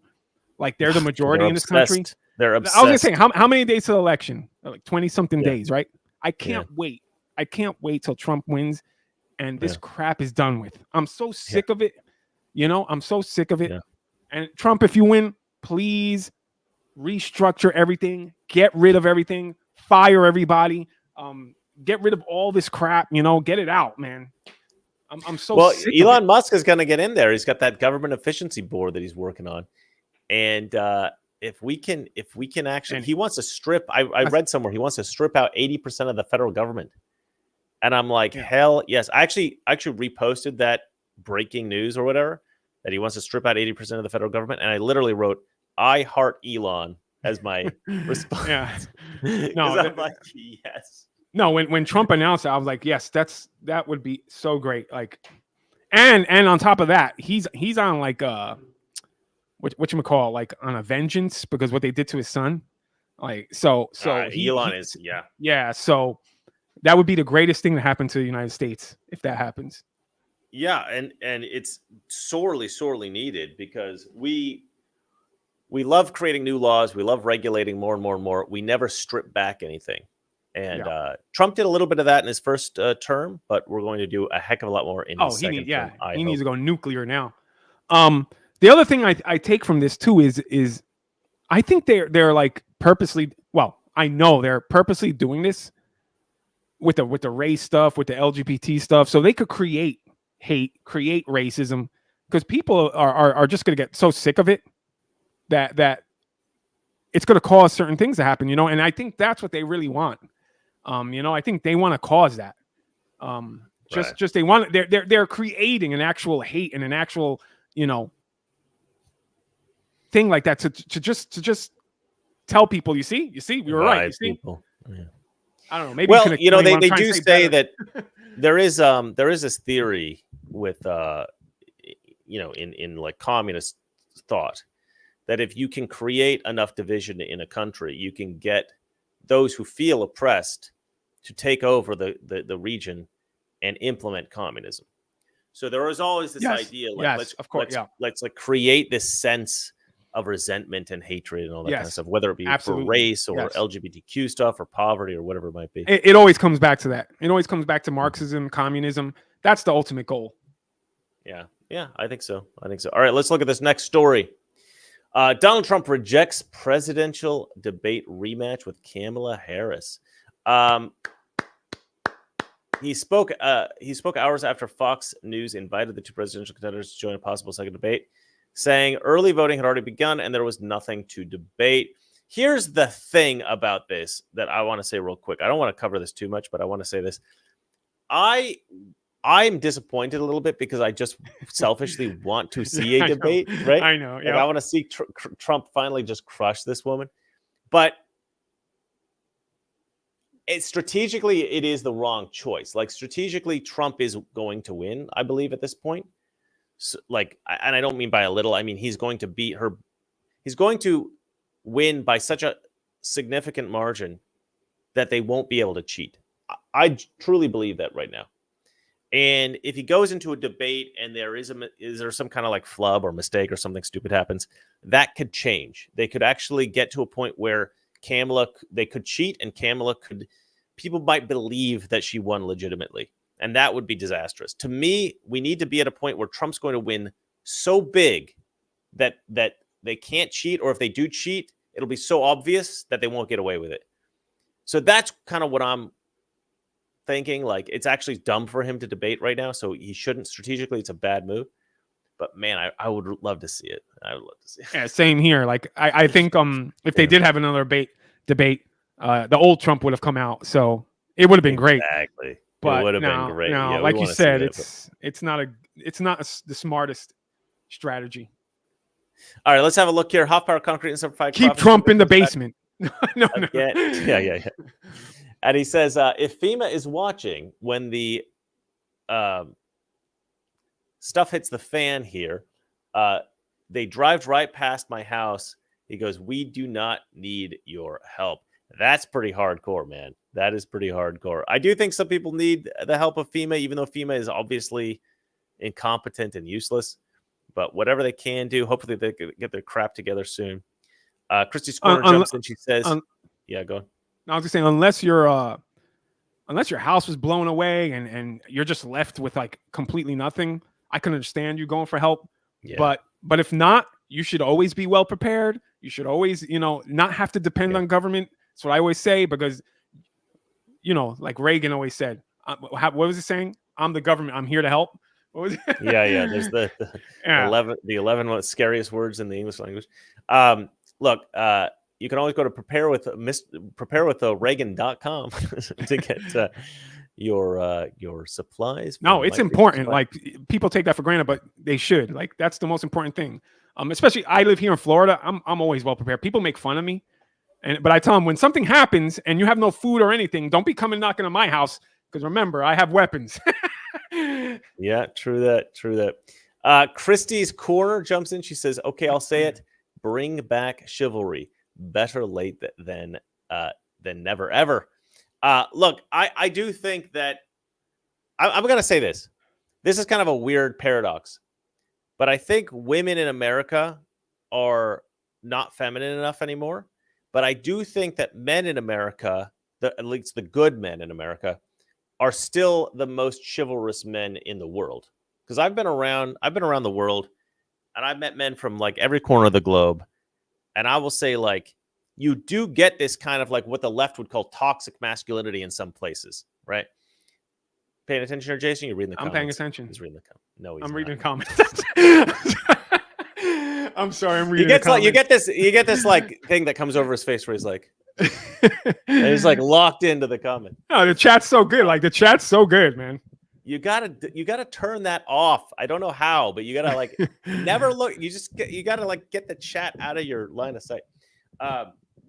Look, I've met men from all over the world, and there's two kinds of men in the world today that I've noticed. There's like Russian guys who are the ultimate a-holes. They're like the total, like, It's what women in America call toxically masculine. That's like Russian men. And I don't know exactly. And I don't, what's funny is I always say like people should be more confident because confident men are good men in my view. Yep. And guys with like an inferiority complex or something like that, inferiority complex, or guys with some pent up resentment or hate the world because they feel like, they were born, whatever, unlucky or ugly or whatever it might be. They have a chip on their shoulder. They're the dangerous ones. They're the ones you don't want to like hang out with. And I've had some male friends from Russia or Ukraine or these regions who are actually very, very good guys, very nice guys. But for some reason, whenever I'm traveling anywhere in the world, I meet like a guy from Russia. He's almost 90% of the time, he's a complete dickhead. I was in this cafe the other day with these girls that I live next door to. We just went to this cafe just to have breakfast. And this guy's on his phone, like literally, Jason, enough with the chat. You've got I'm listening to you. I chat. am listening to you. You're in a cafe and you're with a rush on the phone with this rush. I know you're going to say the story. No, nothing that you said is correct. I was at the cafe, yes. But anyway, so I'm at this cafe and there's this Russian guy and he's on the phone. He's screaming and yelling on the phone to, I guess it's a business call or something. And I go to tell this guy to like, maybe you should walk outside or something. But he's like walking in circles around the whole cafe. So he's passing by me and then he's gone. So I'm like, all right, whatever. I'll just like let him go. Finally, we're getting up to leave and he's off the phone, but now he's on a Zoom call and he's like yelling at the Zoom call. And the whole cafe is looking over like, what's up with this guy? Russian guy, right? So I tap this guy on the shoulder and I go, because I'm standing next to him. I tap this guy on the shoulder. I go, hey, you kind of loud. You mind keeping it down? And the guy turns to me and he goes, you can leave. And he goes back to his Zoom call. And so I turn to this guy and I just give it to this guy. I just go, listen, you piece of, I'm like, you can effing leave. I'm like, go yourself, you piece of, I just start going on like I'm like from New York or something. Like I was pissed. And this guy, he's of course he like looks away, like whatever. No, I'm not gonna talk to this guy, whatever. Like, and everybody in the cafe is looking at him like, you piece of, I just went nuts. And the girls that I was with are like, what is Chris doing? Like, they're like, Jason, if you look at the chat one more time, I swear to God, I'm going to go to Florida. Oh, the New York's coming out. The New York's coming out. It is. Yeah, that's right. But anyway, I was pissed off. Anyway, I find that like guys from Russia, I don't know what their deal is. They've got this sort of, I think because the Soviet Union fell or something like that, and America won, essentially, that you do get this like inferiority thing, this like really resentment, because like genetically they're actually really impressive guys. They're always muscular, they're good looking guys, but they've got this attitude like they're, I don't know, like they're nerdy losers who are trying to like convince everybody that they're cool. It's like the most sad, weak thing I've ever seen. And then if you go to, then there's other countries where the guys are very weak. I would say like in the Nordic countries, like the Scandinavian countries, Germany as well, a little bit. I'm going to go there. I'm going to turn your monitor off. I'm going to tear your monitor out of the wall. What is so fascinating about the chat? Okay, let's just go to the chat. Forget what I'm saying. No. The point I'm trying to make, Jason, is that there's two kinds of guys around most of the world. You got your real a-hole guys, and then you got your weak, like little beta bitches. And that's basically all you have all over the world. And I think the only place that... Stop looking. Okay, stop. The only place... but I can't. The chat is telling me to keep looking at the chat, so I have to look at the chat. But I'm telling you not to. I'm the boss, as AOC would say. Jason, seriously. Anyway, so... Two types of guys. Go on. Beta bitches and these like real a-hole guys. But only in America do I really find guys that I think have like a sense of duty anymore, right? Which is like they have a sense of duty to God, a sense of duty to their families, a sense of duty to... I mean, you do find that a little bit around the world, but in America, you find it in much higher concentration. So I think that like if you're a girl in the world and you're kind of sick of this feminist crap and you haven't been affected by it and you're looking for a good guy, I think like go to Texas, go to America. I think that's the best place. All right. Now that I've said my piece, despite the complete and total disrespect that I've received during this little monologue, Jason, what is so interesting about the damn chat? Thank you, G.I. Jose. Yes, I'm the people's champion. No, I'm the chat champion here. Oh, I don't give a crap about that. I don't give a crap about talking about the chat. I want to know what was so fascinating that you couldn't listen to me. Oh, that's long gone, man. Like you went on. You kept going on and on. I can't, Yeah, but why? Okay, I can't so if focus. it's long gone, it's obviously not so interesting that you gotta, Jason. We gotta talk after the show. This is not. Guys, was he talking about Russian women again? That's why I think I was focusing on the chat. I wasn't. I was talking about American guys, believe it or not, and how American guys are the best guys in the world. But you wouldn't know that. I have to agree because with you weren't paying any I attention. have to agree with you because I am an American guy, so I have to agree with you on that. It would be nice if my co-host was actually listening to me, and would have said that as his response, as opposed to completely ignoring everything I'm saying. All right. Let's get into the last. Oh, super chats. Yeah, there's a bunch of super chats you missed. No, there is not a lot of super chats. There's one? There's one super chat that's new. He says, every time I see Jason on the screen, I think, people. I think, how did Mr. Reagan swing getting Travis Willingham on his show? I don't know who Travis Willingham is. I'm sure that's very funny. But John, oh man, how do you pronounce your name? Unterzuber. John Unterzubers, thank you for the super chat. We appreciate it. All right, let's go into the next story, and I'm gonna make you talk about it, so you don't have you're not allowed to look at the chat now. Oh, okay, this is a good one. This is the best story actually of the day. After I went on my rant against Jason, exactly. So now he's gonna talk about it. I'm gonna let you make up for it because this is my new parody video. Let's have a look here. We'll play a little bit of it. You may have noticed recently a number of high-profile Hollywood celebrities endorsing me. I'm white, I'm a dude, and I'm for Harris. I'm supporting Kamala Harris for president and Tim Walz for vice president. Vote for Kamala. I need to get out and start campaigning for Kamala Harris for president.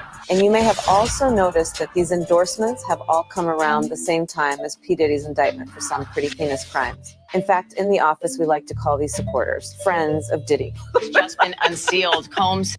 So anyway, I'm not going to play the whole thing because I want you guys to go watch it. But I think this is your most important parody, actually. Yeah, you said that to me, and I didn't really understand why. So I'll just pass the mic to Jason. So why is this my most important parody? So, man, you put me on the spot. Every time I go on the show, it's like hard for me to like remember what I was thinking, but I'll give it a try. Yeah.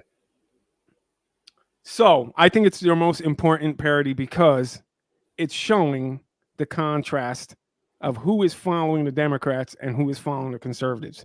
It shows a contrast of the deviancy, the degenerates that are actually supporting Kamala Harris. And you put it in this video in a way that shows that, you know, like you see the people coming to our side, like the Elon Musk, the Tulsi Gabbards, you know, and then people you see with integrity. Yeah. Yes. And then you see who they're pushing, like these celebrities and all these people like the Born in the USA guy, what's his name? Like the complete communists, you know, like people that hate the United States, people degenerates, you know, like Hollywood industry, which is just full of degenerates with, like, as you can see with the P. Diddy, the Epstein stuff, the other one, the guy, the producer or whatever.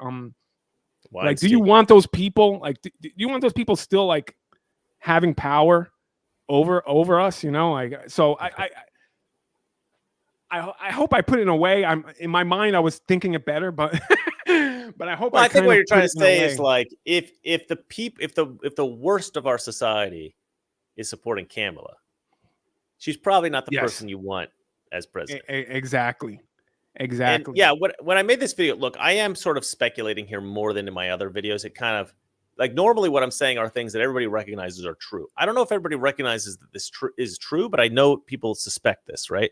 That some of these celebrity endorsements are maybe a little bit coerced. Maybe they're not supporting Kamala because they necessarily want to, but because somebody's got dirt on them and said, basically, we need you to help Kamala right now. So you're going to do this publicly.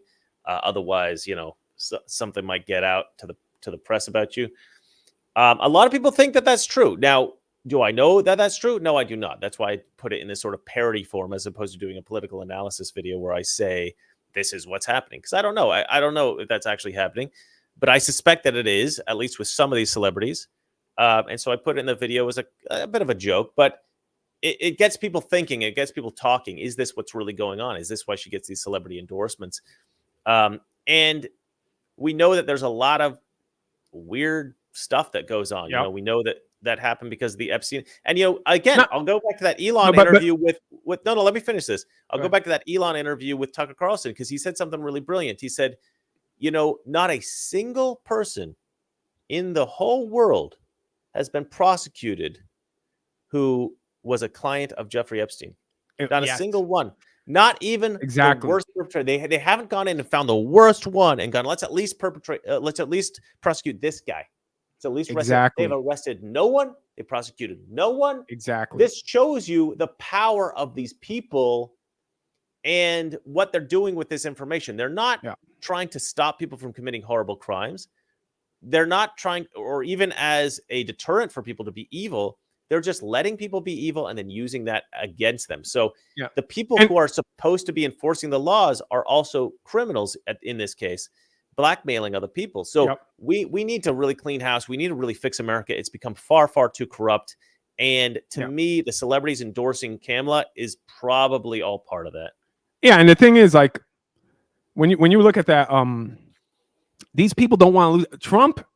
Trump is the Trump effect is causing people to rethink the way they see everything. Like, he's bringing everything out into the light. He's taking everything out from the dark and bringing it into the light. And these people really don't want that. They don't want to lose the power they had. They don't want to lose the influence they had. And they see all that dwindling. They see all that fading away. Like, Hollywood stars don't have power anymore. Now when they endorse people, it's like, it's for most Americans, it's okay, whatever they're endorsing, I'm going against, because so that's how it's gotten. But they're craving that again. They don't want to lose it, which they see it's with Trump that's fading away. It's going. He's brought this hypocrisy. He's brought these deviants out in the open, and he's brought the corruption out in the open, and they're fighting tooth and nail to like not let that happen. And it said a couple of things in that interview that I thought, is he watching my show? Because like he said, I think that part of the big problem in America is that the loss of religion, right? When religion goes away, they say nature hates a vacuum or whatever. And so when religion kind of went away in the West, it was, something else had to come in to occupy people's need for that sense of purpose. And so what do? They're like, environmentalism, that's what we need. Feminism, we need to fight for the rights of women and blacks and gays and whatever it is. And so instead of saying we have a sense of duty to God, they're now saying we have a sense of duty to these like weirdo lefty ideas. Yeah. And I totally agree with him. Not only do I agree with him, I've been saying that for years. And I'm like, did he get that from me? I don't know. I mean, a lot of people I think say similar things. So I think it's what you say. High IQ. High IQ. Yeah, there is this kind of I would say parallel thinking when you're looking at the world as it is, as it actually is. You're going to probably come to the same conclusions as other people. But what were we talking about before? We're talking about how the left is all controlled and and they're all black.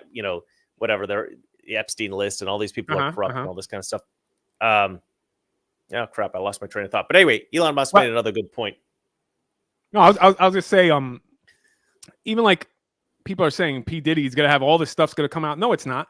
They put him in jail now because before Trump can be elected. I wrote this on my ex. Like, he's in jail now so that he doesn't. So none of this comes out. Like, right now they're in power. Maybe. Right now they could control everything. So nothing's. I think nothing's gonna come out of that. They're just protecting themselves. That may be true. That may be true. President. At the end of my video, I think I have the most poignant statement in this parody video. The most poignant statement is at the very end. It's kind of a throwaway cavalier line where I have the Kamala Harris AI bot say, when that Epstein list, if Trump's elected and that Epstein list comes out, That's going to be some crazy stuff. I have her say that. And the reason I have the AI version of Kamala, say that is because I think that's kind of the point, isn't it? And that's the other thing I was going to say that I forgot to say, that the whole reason I brought up the idea that is Elon Musk watching my stuff, because he said something else that I often say on my show, which is that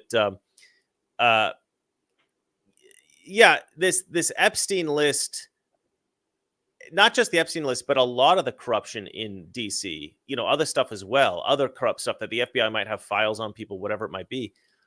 I really think the reason they hate Trump, the reason they don't want him to be elected, is they are afraid of being exposed. And Elon Musk said this in his interview with Tucker Carlson. A lot of these leftists are desperately afraid of being exposed. They are terrified that if Trump gets into office, he will have access to classified documents that may show some of the criminality of some of the people in Washington, D.C. Especially now that he knows what to do, now that he knows not to make the same mistakes as last time. Well, I have a list of things I want to ask Trump to do. And one of those things is I want you to create a committee, a team of like lawyers, maybe with Rudy Giuliani, maybe with some other people, some investigative reporters, something like this. Lawyers, investigative reporters who can go in and they can sift through a lot of like the FBI files and stuff where we have files on celebrities, we have files on important people throughout the world. Find the dirt and primarily find any classified documents on any politicians in Washington, D.C. Find the dirt that they have on them. And instead of using that to blackmail them and to control them, arrest them, prosecute them, indict them, put them in prison if they are guilty of these crimes that they are, obviously the evidence will show that they probably are. And let's just get rid of these people. Okay, enough playing with. See, I feel like when the FBI gathers dirt on people and then uses that dirt to coerce them and to blackmail them or whatever it is that they do, the deep state, you're kind of playing with fire. Because if let's say the FBI at one point was a good organization, which I think probably they were at certain points, and they're getting this dirt so they can control people, what ends up happening is those corrupt people are still in the system. Right. And eventually you get more and more dirt on more and more corrupt people, and you're paying out more people and you're helping out. You end up helping out the bad guys in order to sustain this control situation. Yeah. Now, if you, as the good leadership of the FBI, you die or you get out of your administrative position or whatever, and some bad guy gets in there, some bad actor, and now they have access to all the dirt and they're controlling everybody. Whoa. Okay. That's a problem. So you've created a system which is much more powerful than you can possibly control. And you're going to die eventually. So somebody's going to have control of it. And it's not necessarily going to be a person as good as you. So I feel like the FBI had... That's what we're living in right now. Exactly. So I think the FBI at some point was a well-intentioned organization. They were trying to use dirt that they had on people, probably for, good intentions, to protect America, to protect Americans, and to just try to make sure that things were going in a positive direction. But there was too much power. It was too much dirt on too many bad actors. They let too many of those people go. And now it's controlled by these evil people. Yeah. And, it's terrible. So we really got a clean house. I can't wait till Elon gets in there. Can't wait till Trump gets in there. Hot Power Concrete and Simplified Crawfish Company wants your job, Jason. He said, put me in, coach. F the chat. I'll listen to you. At least there's somebody. Lone tier. Okay. And he's jumped in again and he says, Elon, I know you're watching. Whatever you do, please, please, please do not buy YouTube. That's sarcasm. Exactly. Please do buy YouTube. I keep saying to Elon, well, I said this in one tweet. I was like, can you develop a shoe bomb detector, please? All I want is to not have to take my dang shoes off in the airport. It's such a dumb, and people always write in the comments, they go, Chris, just get, what is it? Just Flip-flops? get, no, that, you can sign up for Crocs? this, no, shut up. Stop with the shoes thing. No, it's about it's like a fast pass thing, like at Disneyland. I can't remember what they call it. With the TSA, you can sign up for this thing where you pre-check. They call it pre-check. How much? But that's extra. You have to pay for that, I think. I don't mind that. I don't mind paying the extra. I don't mind going through all the rigmarole. But that just shows that it's all about money. I'm trying to say, I want I want it so that you don't have to do the pre-check. Yeah. I want it so that all Americans, regardless of income level, can walk through the airport with their shoes on. That's all I'm saying. I don't think it's, but a lot of people are like, no, Chris, they want you to do that. It's like a humiliation ritual. It's like we have power over you, kind of thing. It's like the ritual of it is like a deterrent, but I don't think it's an effective deterrent. I think it's just annoying. Yeah, and exactly. I don't want to smell people's nasty feet. Like, keep your dang shoes on. Like, that to me is just, it's not about me taking my shoes off. It's about watching everybody else take their shoes off. That's the nasty bit. Anyway. All right, we're almost done here. Let's see what else we got left. New York Times. This is by, let's see, it says, I don't know who Peters is. I don't really care. I don't know what that means. But anyway, it says Biden-Harris competency edge has been lost after mismanagement of Afghanistan. So this is a story that I didn't read this one. This is one of the few ones I didn't read. Do you remember this story? Yeah, it was an interesting. It was interesting because it was about. You have to read it because. All right. You have to read On Wednesday's broadcast of MSNBC's Andrea Mitchell reports, the New York Times reporter Jeremy Peters stated that President Joe Biden was able to portray himself as the competent, effective leader who could take over for all of Trump's mismanagement. Now this is kind of flipped because you have people saying that the economy isn't in great shape. You have, of course, the mismanagement and withdrawal from Afghanistan. I'm just going to say right now, I disagree with this entirely, because at no point was Joe Biden able to portray himself as the competent, effective leader who would take over for all of Trump's mismanagement. First of all, Trump didn't mismanage anything. But keep going. Exactly. Secondly, Biden was not. Okay, I'll keep going. Peter said that while Harris is ahead in some polling on the question of who is the change candidate, there is still the core question of competence, and Donald Trump has been hammering this. This was Joe Biden's advantage in 2020, right, Andrea? No, it wasn't. He was able to portray himself as competent, effective leader. No, this article is stupid. I'm just going to turn this off because at the end of the day, Trump, you didn't get to the point, but anyway, yeah. Well, what's the point? Just tell me the point. What do you make me read? You got to read it because it's. I forgot? Don't remember 100%. Yeah. Okay. It was. I sent that for Monday's episode, right? I think it was. Yeah, I don't know. But point is, Biden didn't win in 2020. They stole the election. There was nothing good about Biden's presidency. It's not like he's lost. Chris, you do believe in conspiracy theories. You see, flat is Earth. What else? Flat is Earth. Earth is flat. I mean, what else are you going to believe in, Chris? Come on, they stole election. No, I do not believe in conspiracy theories. I believe in the truth. Okay. Let's go ahead and post the next. Let's go ahead and post the next thing here. Climate alarmists. Let's have a look here. Wild weather is now the global norm. Actually, I love this article. I'm not going to read it because I did read it. I actually read through this article and I agree with it completely. Essentially, what the article says is, if you look at the statistics, wild weather phenomena, especially like hurricanes, has actually decreased over the years. But the left has started to basically say that all crazy weather now is anything dramatic that happens. If it's a drought, if it's too much rain, if it's a hurricane, whatever it might be, change. It's all because of climate change. So it's not really about the weather has gotten more erratic. It's about everything is now blamed on climate change. So the rhetoric around weather has changed. So whereas maybe 10, 20 years ago, you had people saying, oh, that might be due to climate change. There might be a climate change effect on this and that. Now they're saying this is because of climate change, like no matter what happens. So now it seems like everything that happens is a climate change disaster, when in reality, we've always had weather events. And it's only now that we're claiming that it's climate change all the time. But if you actually look at the statistics, dramatic, catastrophic climate events have been reducing in recent years. But it's just essentially the article says what we all know, which is that the alarmism is the problem. It's not really the weather. The weather's always been, you remember Hurricane Andrew. The weather's always been crazy. It's the weather. People have been complaining about the weather since like the dawn of written history. I think the first words ever written by man were, looks nice outside. How's the weather? It's like, People talk about that. Been talking about that since the dawn of civilization.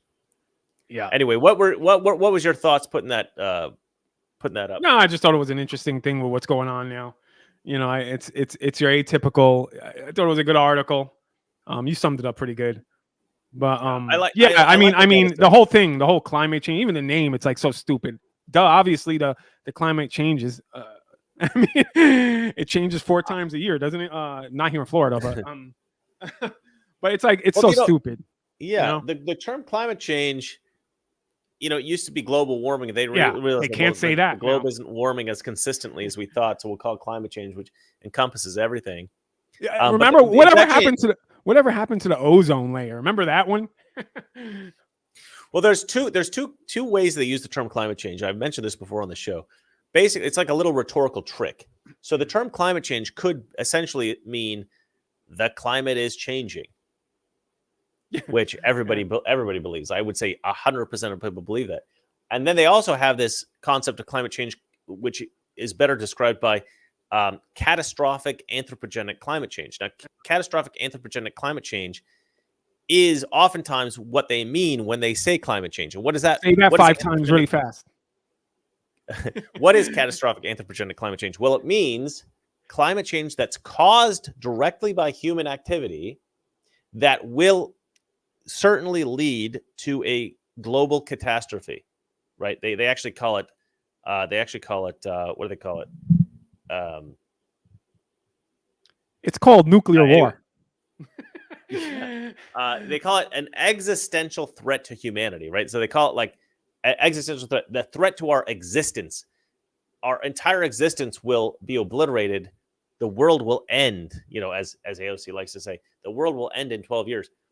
So they call it an existential threat, catastrophic anthropogenic climate change, man-made climate change that will cause a catastrophe that will end humanity. So when they say world, change, I think the world's been ended like 10 times in the past 50 years. I know, given the speculation.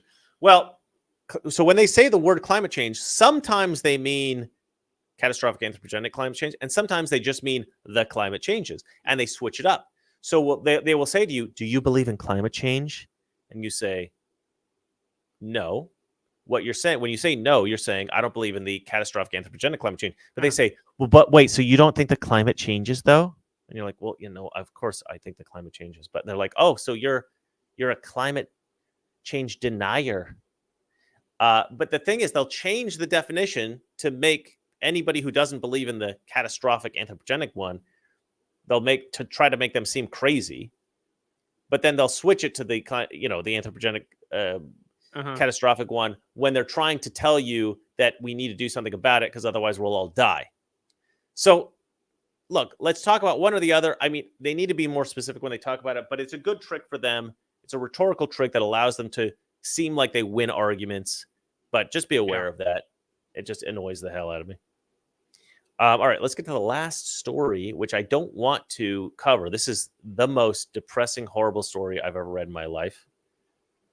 That's an exaggeration for those that are, you know, affected by the hurricane. I apologize, but that's just my hyperbolic language.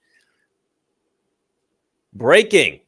Star Wars unveils the first transgender clone trooper named Sister. Oh, God. I know. I didn't. This is the first time I hear this, Chris. I'm so sorry. Posted this. Yeah. I'm so sick of it. Like, I know. Man, like, do these people never learn? I don't. I'm like, it's. Oh man, I don't know. So this is a dude. But as long as Kathleen Kennedy is in charge, it's never gonna change. Captain Rex said of Sister that she expressed her gender identity differently than her fellow troopers, and she'd have to hide who she truly was inside. And so they gave her the name Sister for a constant reminder that she belonged. This is the most idiotic crap. And it's exactly what you said. Do they never learn? Like, they've made so many, the more woke that they go, the more broke that they get, right? So they keep going more. It's weird. They keep doubling down. Like, they do this woke feminist garbage. And then America says, we don't really like this. We would prefer to just have our Star Wars, like, original trilogy Star Wars. We prefer our Star Wars, you know, as real Star Wars, you know, as we loved it as kids. And Disney and Lucasfilm, they keep going, no, actually, we're going to give you more of the stuff that you hate. The stuff that you dislike, we're going to put more of that in. Why would you do that? I think the activists in Disney really think like this is the battle, the hill, the battle they have to die on. The hill they have to die on. The hill they have to die on because I think they think, oh, if we don't do this, like if we keep doing this, eventually we're gonna make change. You know, they're political activists. Yeah, they're not business people. Because I do not see. It's amazing how this keeps going on though. Like it's shocking. I mean, what world? This is like I say again. What world do we live in? Like you're losing money. Yeah. This is not working. Back in the day, in the 80s, it would have been. You would never have heard about this stuff again if that was the case. No. You know, I think Disney thinks they're too big to like fall. But I'm sorry, Disney needs to go out of business. They need to be finished with. It was a part of my childhood. We went to Disney World all the time. I grew up. I was all about Disney. I love Disney, Star Wars. That's what made me get into film. But I'm sorry. I want it to burn. I want them to burn down. Yep. I want everything destroyed from Disney because like this is just ridiculous now. You know, this is just ridiculous. Have you ever seen the movie The Thing from 1982? John Carpenter. Yep. So you know how like The Thing is basically an alien that can infect a person. Yep. And instead of so they end up kind of killing the person and they take on the DNA of the host and they turn into the person. So it's sort of like a pod people type thing where they take over and they become the person. You think it's the person, but it's not. It's actually a reproduction of the person. Yeah.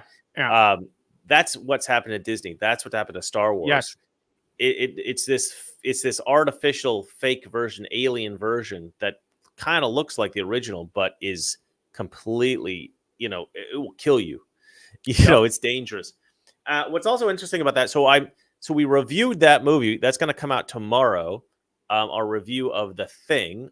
Check it out on Rumble or Salem. Yeah, that's a good one. Yeah, and you know it's funny. I'd never seen it before, but let me tell you, watching that movie, I'd never seen it. I'd never seen it.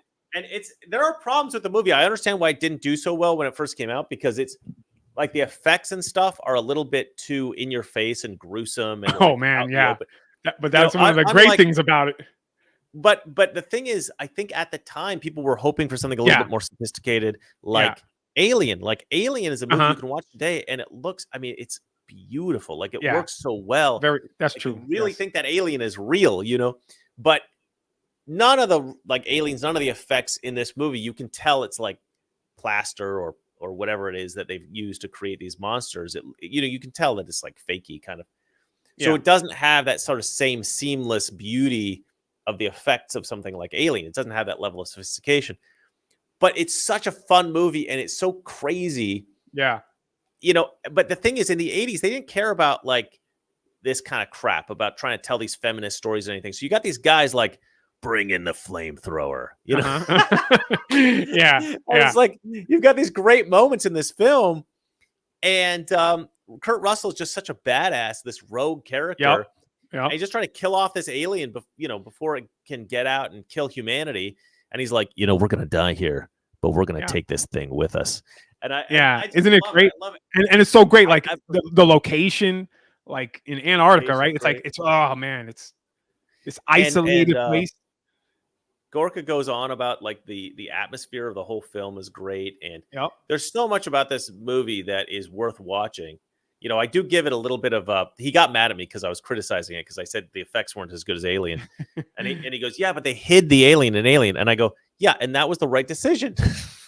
I can agree with you on that. For me, I'm kind of on Gorka's side because I love the effects. Even when I watched it many years ago, like that was the one thing where I was like, oh man, I love that.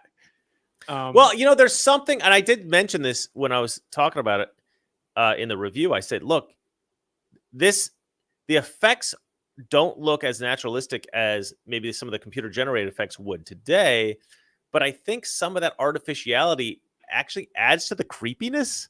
That's what I was gonna say about it. Like I'll take that. I'll take the Thing of the 80s, of course, because they remade it. there's nothing, not even close. Like I'll take that 80s visual effects style than most of the visual effects movies now. Like it's just I don't know. It's the effects back it's then intense. And it seems organic, like, and it's like there. You know, like it's there. Yeah, man. I mean, I'm an old man. You know, I'm 44 years old in 2024, and I'm watching this thing, and I'm like, holy crap! Like, there's moments where I'm like, whoa, what the heck is that? I think I actually literally said, "What the f" several times watching that movie, out loud by myself watching it.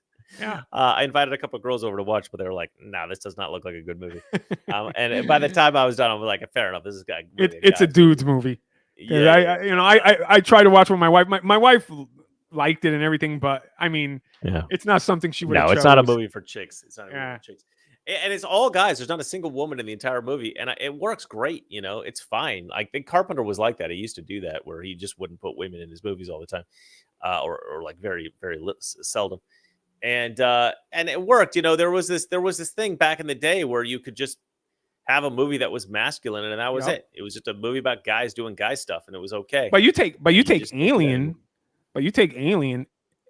or Aliens 2 or something, and those are kind of masculine movies too, but they have a main female character, you know. So but it was she's still actually the character was she's good, actually the actor was good, but she's still like feminine in her ways, like. You know, they didn't make her like a man. They didn't make her a man. Yeah, because Sigourney Weaver did that. I think Sigourney Weaver was quite good about that, and she played that balance really well. But look, in the 80s, they just made better movies. That's it. That's why we do that show, Make Movies Great Again. So check that out tomorrow. It was a lot of fun to review that movie, and there is something I said like at the time, I think that people were hoping that they had this expectation of like the highest quality of the movies of the time, and they were rating it sort of as a contemporary film. But we don't really necessarily rate it as a contemporary film anymore because there's something about the 80s that has been lost today. And when I say something, I mean many things. And for anyone who is born after the 80s or lived through the 80s, I think you look at that time now with a sense of nostalgia or a sense of there's something about that era that we need in this era. And because we don't have it, you watch a film that maybe at the time wasn't perceived as so good, and there's sort of an added layer of value to it now, looking at it in hindsight, that maybe didn't exist at the time because it was something that was ubiquitous that we didn't appreciate it for what it was at the time because it was something we already had. Now that we've lost so much of what existed back then, we look back at it with longing, like we need that now. So you look at a movie like that, and something that seemed a little cheesy at the time, we now look back on and we say, I do want to kind of live in that world, even though you don't really want to live in the world of the Thing. You like those characters. You want those characters around. You want them to be your friends, and you kind of like. It's just a great movie to enjoy. You know, I was watching on YouTube the other day about like Christmas in 1985, and I was watching it with my wife, and they were going through the whole 1985 Christmas, like toys, TV shows, movies. And I told my wife, man, you know, there was something special about the 80s. And the thing about it was like Christmas time, everything was focused on Christmas. You know, it was special. TV shows. And it was respected. But like everything, by movies, the culture. TV shows, everything was just, they stopped everything and they made everything into Christmas. There was and it Christmas wasn't like cartoons, a joke. G.I. Joe. Freaking He-Man even had a Christmas special. And I told Andy, that's the thing, like you don't get now. You don't get that feeling. Like I'm telling you, I feel bad for my son because like there's not that you don't know it's Christmas.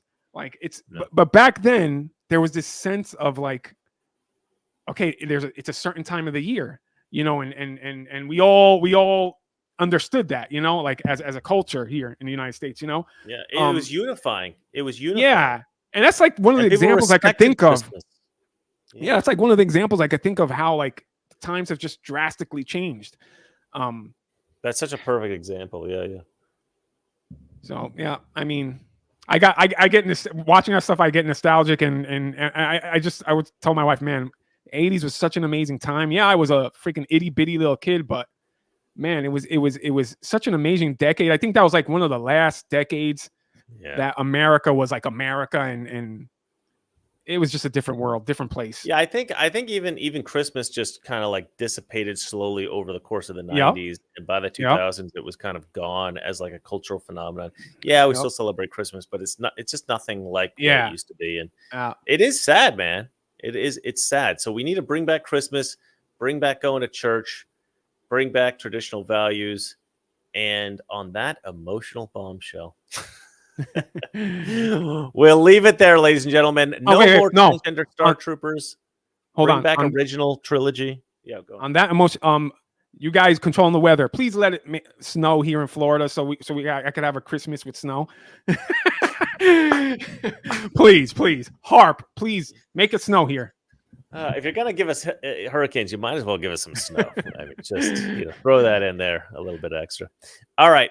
Remember, ladies and gentlemen, it is not that all liberal friends are ignorant. It's just they know so much that is not so. We will see you on Monday. Good night.